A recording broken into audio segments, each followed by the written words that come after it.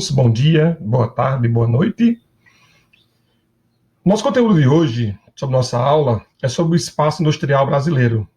Eu sou o professor Robson Pontes, vamos estar juntos nesse momento, até o fim da nossa aula, beleza?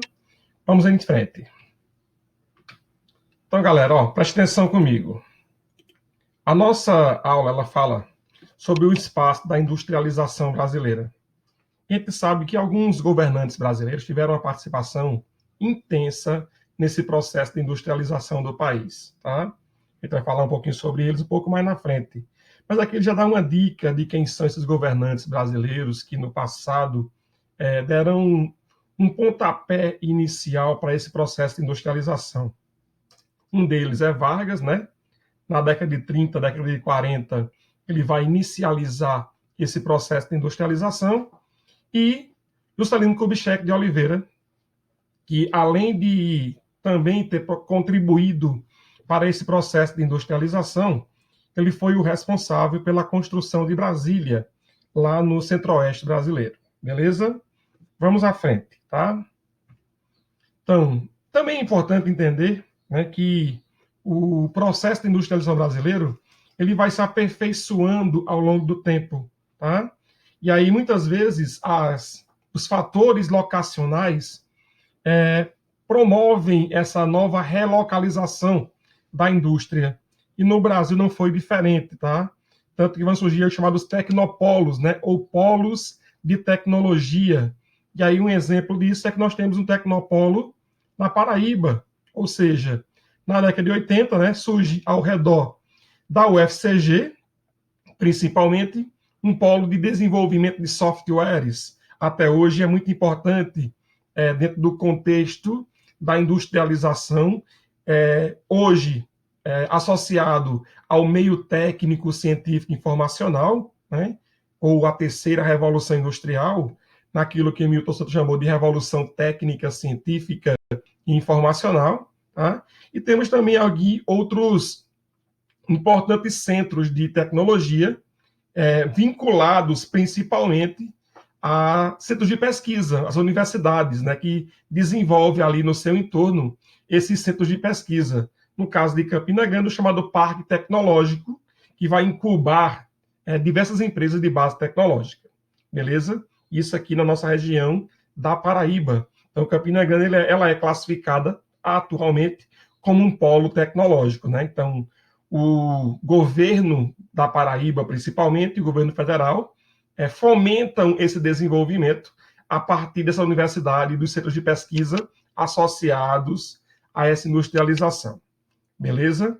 Também cito aqui no texto o Complexo Industrial Portuário de Suape, lá em Pernambuco, né? E aí tem o projeto Porto Digital, lá em Recife, que torna a região também muito importante, né? O Polo Petroquímico de Camaçari, isso já na Bahia, no entorno de Salvador e adjacências.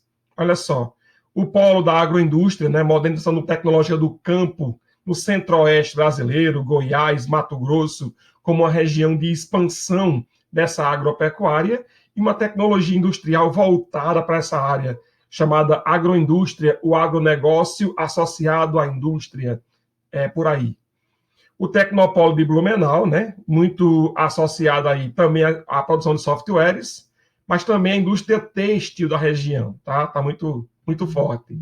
E ainda no contexto das regiões do Brasil, né, a Zona Franca de Manaus se destaca como um polo de desenvolvimento diferenciado, né, associado às empresas de montagem de eletroeletrônicos, principalmente, mas também fábrica de motos e outros produtos industriais.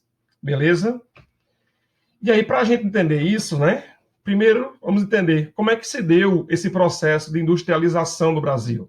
Então, é uma perspectiva de aprendizagem para a gente, né? Quais são os tecnopolos? Como é que se encontra regionalizada a nossa indústria no Brasil? Está concentrada? Ocorre aí um processo de desconcentração industrial? Vamos ver isso daqui para frente. Beleza? Como ponto de partida, eu pergunto a vocês, e primeiramente vocês podem responder no caderno de vocês, né? Essa perguntinha aí, as duas perguntas, né? Primeira pergunta diz o seguinte: quais são as principais características da industrialização brasileira na primeira metade do século XX, do ponto de vista da concentração espacial e da diversidade da produção. Tá? Então, como é que se deu isso, né? Lá no início do século XX, a gente sabe que a nossa industrialização é considerada tardia, quando se compara com a primeira e com a segunda revolução industrial, e aí houve, de fato, essa concentração espacial da indústria nesse primeiro momento. Ela era bastante diversificada. Como é que se comportava a nossa indústria nesse período? Beleza? A segunda diz o seguinte: com base aos conhecimentos prévios, relacione as informações contidas neste infográfico, que nós vimos anteriormente, com o atual estágio da produção industrial no Brasil. Tá? Então, relacionar aquilo que vocês viram, né, nesse processo de industrialização brasileiro, a formação dos tecnopolos, principalmente, né?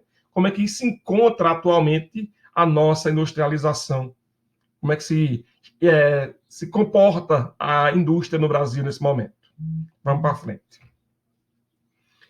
Entendendo também que, para que a nossa industrialização ela acontecesse, nós temos um processo de industrialização, né? E alguns antecedentes associados a essa industrialização, tá?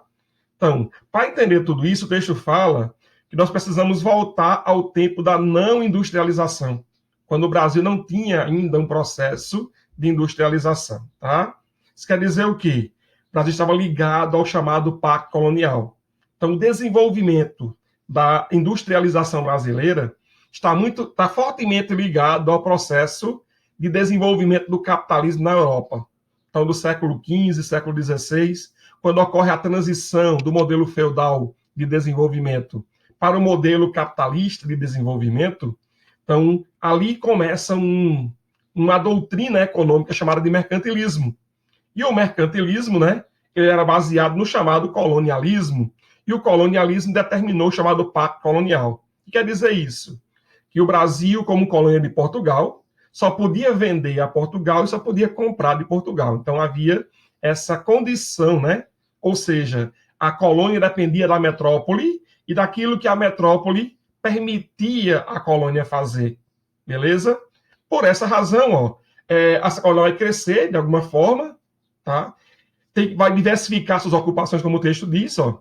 No entanto, ele vai ser alvo de uma severa política de restrições econômicas por parte da metrópole. Então, Portugal não tinha interesse no desenvolvimento da colônia, muito pelo contrário, né? Até porque havia uma associação muito forte entre Portugal e a Inglaterra, que fornecia as manufaturas ao Brasil, tá? Lembrando que, nesse processo de transição do feudalismo para o capitalismo, a gente viu isso na aula passada com vocês, né? A ideia de que havia uma transição do artesanato para a manufatura, posteriormente da manufatura para a maquinofatura, e aí o Brasil vai ser proibido de manter no seu interior, na colônia, evidentemente, manufaturas. Então, Dona Maria I, rainha de Portugal, ó, ela vai proibir, na verdade, que o Brasil tenha manufatura no seu interior. Tá? É bom lembrar que essa proibição ela é relativa, por quê? Porque naquilo que beneficiava a Portugal, é bom lembrar disso, havia a permissão dessa manufatura. Um exemplo disso são os engenhos de cana-de-açúcar, né? É um exemplo de manufatura, ou seja, produção manufatureira.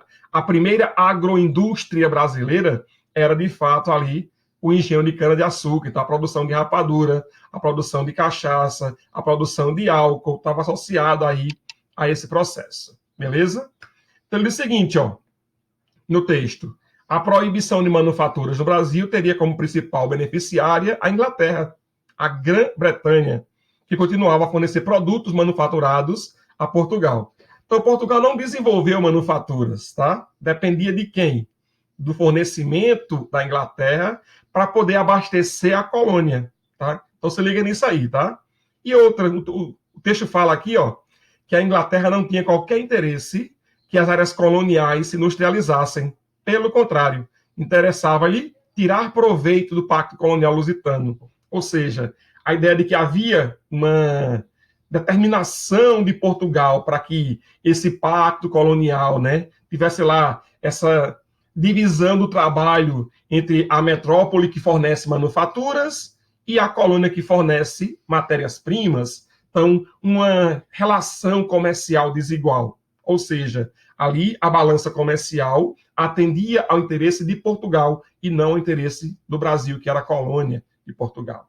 E aí o texto fala o seguinte ainda, ó, por essa carta eram permitidas apenas indústrias de sacarias e tecidos grosseiros para a confecção de roupas para os escravos. Dessa maneira, o Brasil perdeu a chance de acompanhar a Revolução Industrial, que se iniciava lá no século XVIII, né? Então, ó, a carta da rainha, né, Dona Maria I, proibindo ali que o Brasil tivesse manufaturas, com uma alegação meio frágil, né, que ela vai dizer que para que isso acontecesse, vai diminuir menos cultivadores, menos braços para trabalhar na agricultura. Então, meio complicada essa justificativa da rainha Dona Maria I, que determinou aí a proibição de fábricas e manufaturas no Brasil, tá? Lembrando, ó, janeiro de 1785, então século XVIII aí, né? Iniciando o século, aliás, segunda metade do século XVIII, pode salientar.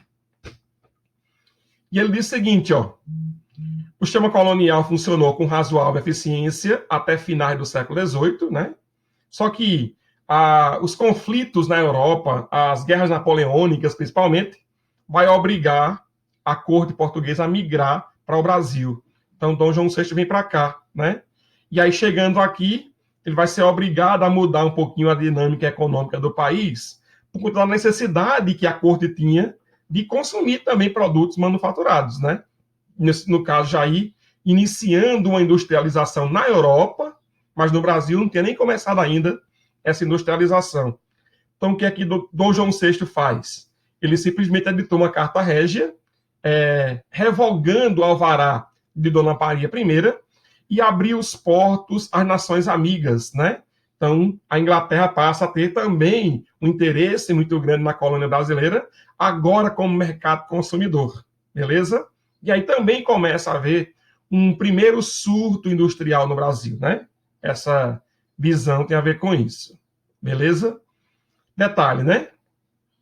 Entre 1500 até o início do século XX, olha só, a economia brasileira ela era baseada no chamado arquipélago econômico, tá?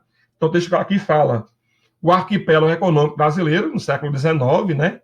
E eu digo que ele vai até o século XX, para salientar, né? Até a década de 30, nós temos aí uma economia chamada de agrário exportadora. Isso quer dizer o quê? Que a boa parte da economia brasileira eram de produtos da base agrária voltada para a exportação. Ou seja, o texto aqui fala, né? Que o Brasil exportava para o Brasil açúcar, mineração, lembrando que é um produto primário, né? O ouro, a borracha, o cacau e o café.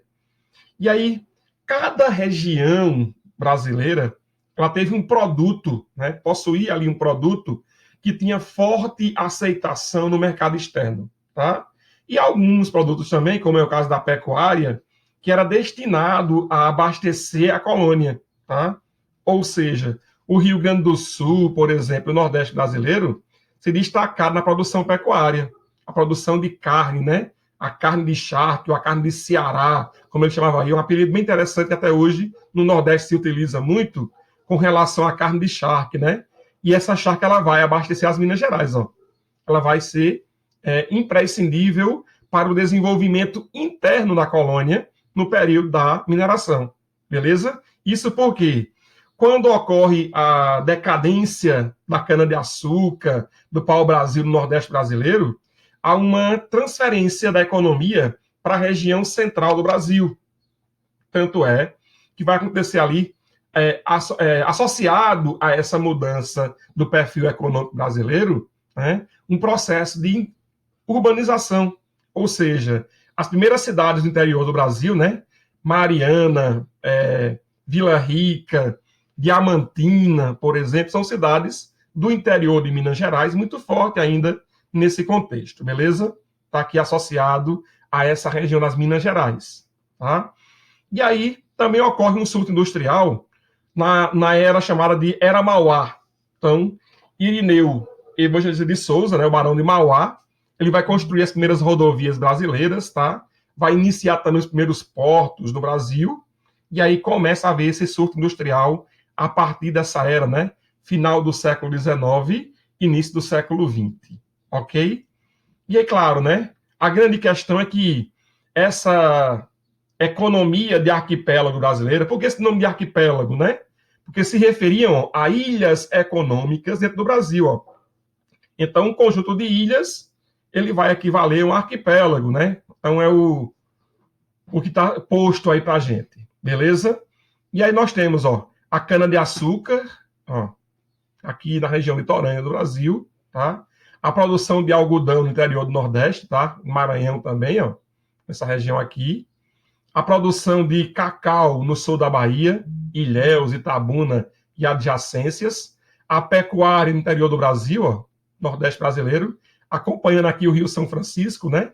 Que ele chama aí de Rio dos Currais, também chamando de Rio da Integração Nacional. Então, o gado ele vai adentrar o interior do Brasil nesse contexto, beleza?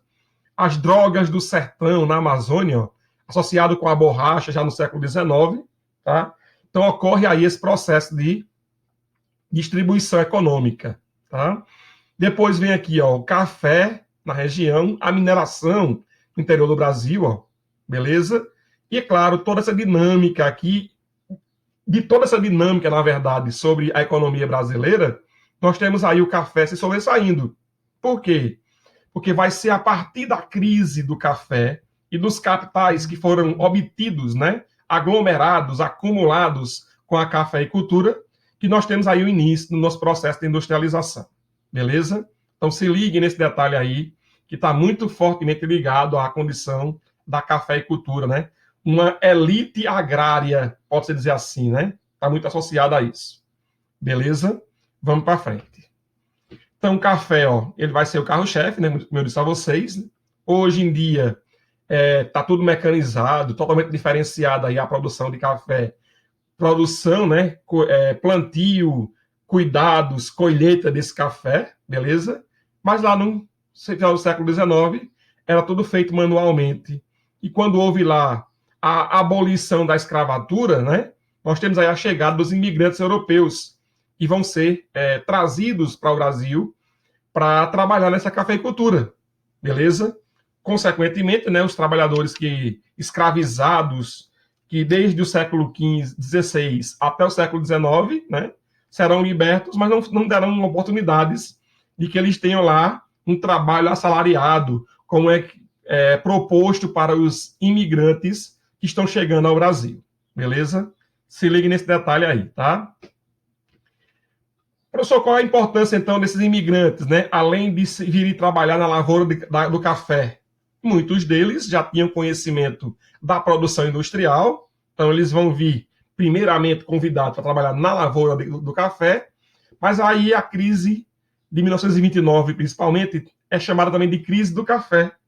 Então, essa crise do café, né, promove a crise do café, vale salientar isso aí, faz com que parte dessa mão de obra que veio para café e cultura, ela migre para a cidade, para os espaços urbanos. Aliás, alguns já ficaram no espaço urbano, né? Nem foram para as áreas rurais, tá? Então, esses imigrantes aí, ó, já tinham aí conhecimento da produção industrial, tá? E vão ser parte dessa mão de obra qualificada, entre aspas, para trabalhar nessa indústria nascente no Brasil, tá? Então, ele fala o seguinte, ó, em 1907, né, vai haver um aumento dessa produção industrial, ou dessa condição aí, em relação ao contexto dessa industrialização, né, a gente passa aqui de 3 mil indústrias para 13 mil na década de 20, ó, então, em 10 anos, praticamente 13 anos, nós temos aí essa mudança de perfil industrial, né, inicialmente em São Paulo. É bom lembrar que São Paulo vai ter condições para isso, então vai ver isso um pouquinho na frente, beleza? Sendo que a crise de 29 ela vai ser, né, responsável pela mudança da política econômica brasileira. E aí o que eles dizem, né? Nós temos aí uma industrialização, né, por substituição de importações. Isso quer dizer o quê? Que o Brasil passou a produzir internamente o que antes era importado, beleza? Então esse mundo capitalista, né, será abalado profundamente por conta da crise de 29. Está ligado também ao processo de evolução do capitalismo, né? O capitalismo industrial ele vai evoluir para o capitalismo financeiro, ou monopolista, E aí esse processo de monopolismo das indústrias, das grandes empresas, que passam a formar aí os monopólios, oligopólios, trustes, cartéis, holdings, por exemplo, né, vão minando aí essa concorrência do capitalismo, né? Lembrando que o industrial é chamado de capitalismo concorrencial, enquanto que o financeiro é monopolista. Então muda de perfil, né? De concorrência muito livre no modelo liberal do capitalismo lá do século XVIII, né? As ideias de Adam Smith, Davi Ricardo, que diziam que era preciso que houvesse livre concorrência, livre iniciativa, né? Ou seja, o mercado não podia estar atrelado à condição, né, de um Estado interventor na economia. Porém, quando entra a crise de 29, muda-se de perfil, né? Aquele liberalismo de Adam Smith vai dar lugar agora ao keynesianismo. Então, John Maynard Keynes, um norte-americano, vai propor a ideia de que o Estado, sim, pode e deve intervir na economia. E isso vai mudar esse perfil, tá? Tanto é que a era Vargas, por exemplo, ela é caracterizada por uma intervenção muito forte do Estado na economia. Ou seja, curiosamente, vai ter momentos distintos da economia brasileira, né? E eu digo sempre que há dois momentos que eu destaco, que é o da era Vargas e o momento que começa com Fernando Henrique Cardoso. Ou seja, é como se, no momento de Vargas, estatizar fosse um sinônimo de modernizar, né? Então, o que era moderno era estatizado, então era o Estado intervindo fortemente na economia. E aí, o momento que, na verdade, quem inaugurou esse processo de privatizações no Brasil não foi nem Fernando Henrique Cardoso, foi Fernando Collor de Mello. No entanto, quem vai dar um up, né? Vai levantar essa bola do neoliberalismo, né? Da ideia de que o Estado não deveria intervir na economia, né? Um novo liberalismo aí, é Fernando Henrique Cardoso, né? Que vai dar ênfase às privatizações. Então, aquelas empresas de base que foram criadas no governo Vargas, né? As indústrias de base do governo Vargas, estatizadas, né? Vale do Rio Doce, Companhia Siderúrgica Nacional, a Petrobras, todas essas indústrias começam a ser privatizadas lá no governo Fernando Henrique Cardoso. É bom lembrar que a Petrobras ainda é estatal, tá? Só para lembrar disso, mas a CSN e a Vale do Rio Doce já foram privatizadas. Então, a gente vai dizer que no momento aí histórico, estatizar é sinônimo de modernizar, e no momento histórico lá de Fernando Henrique Cardoso, né, modernizar é sinônimo de privatizar. Então, mudou aí a configuração ao longo da história. Lembrando que é uma construção histórica mesmo, tá? Vamos para frente.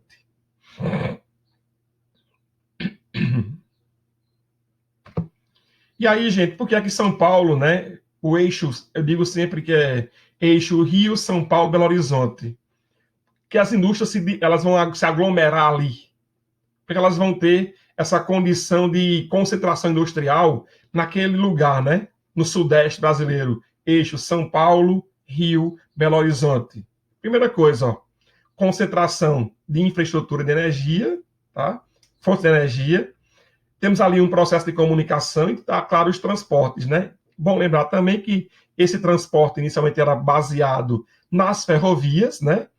E nos anos 50, JK fez a opção, ao meu ver, equivocada, que foi de optar pelo rodoviarismo em detrimento do ferroviarismo, tá? Hoje a gente já sabe que há uma interação de modais de transporte, né? E é preciso investir nessa visão do transporte intermodal, ou seja, tentando aí baratear cada vez mais o custo de produção. Isso tem a ver com fatores locacionais também. As indústrias se localizam onde elas conseguem reduzir esses custos, né? E o frete é o principal deles, porque reduz o preço da mercadoria e aumenta o lucro para as empresas por conta desse custo de fretes. Segundo ponto aqui, ó, concentração de mão de obra qualificada. Então, lembrando, a mão de obra estrangeira, imigrante, né, já sabia trabalhar na fábrica, então ela vai estar concentrada nessa região, por isso a importância. Terceiro ponto, né, essa classe média que veio da cafeicultura, ó, já forte na região, ela torna-se aí um importante mercado consumidor. Então, além de ter lá a infraestrutura necessária, a mão de obra necessária, também tinha um fator predominante primordial, que é o mercado consumidor. E claro, né, uma rede bancária para distribuir a condição monetária, né, a distribuição de riqueza na região e a circulação de moeda.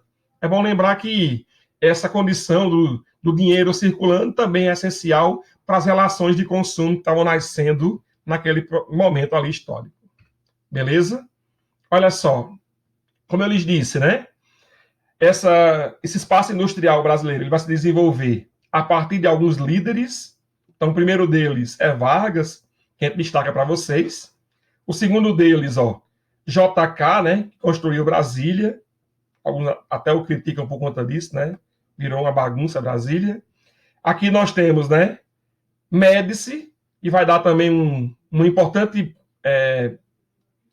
contribuição na época do regime militar, com o chamado milagre econômico brasileiro, né? Então, o Brasil ele vai ampliar o seu parque industrial a partir de governos militares, né? Com ênfase em Médici. Os demais tiveram importância, mas Médici foi mais importante nesse contexto, beleza? E aí nós temos a mudança de perfil do Brasil, inicialmente com Collor de Mello, né? Que adota um modelo neoliberal que começa a surgir nos anos 80, anos 90, beleza? As ideias de Ronald Reagan nos Estados Unidos e Margaret Thatcher na Inglaterra. Então elas vão também povoar a América do Sul, com destaque para o Brasil e para o Chile, que adota de forma muito forte aí esse modelo neoliberal, beleza? E aí nós temos Fernando Henrique Cardoso, né?